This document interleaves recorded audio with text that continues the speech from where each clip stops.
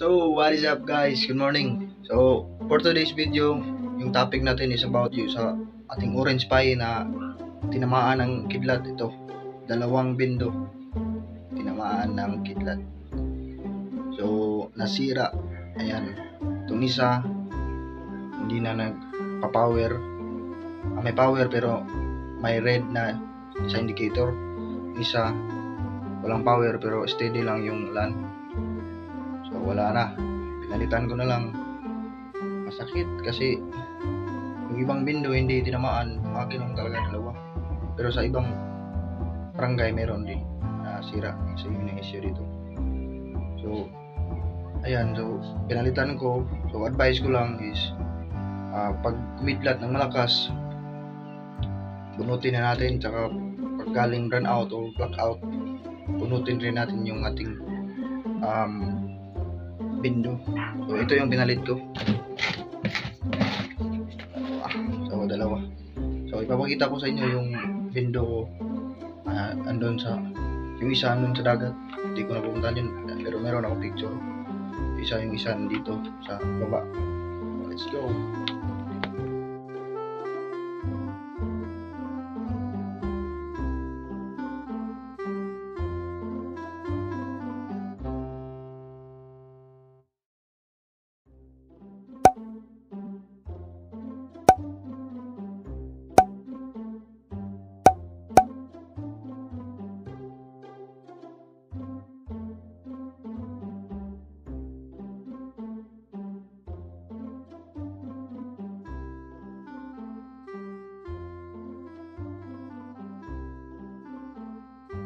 So ayun guys, nakita nyo na yung setup ko, yung minodified ko kasi baka mabasa ulit.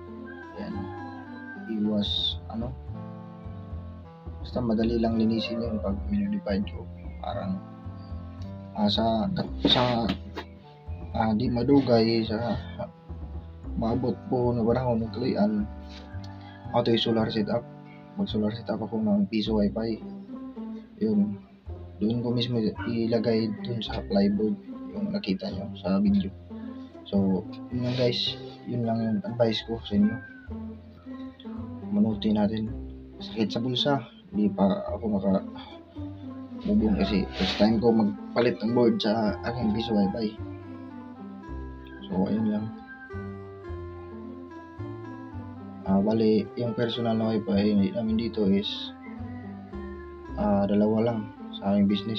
Yung iba kasi naka 11 pindo kami pero hindi na yun sa amin, niresell namin, kumbaga binenta namin yung kita.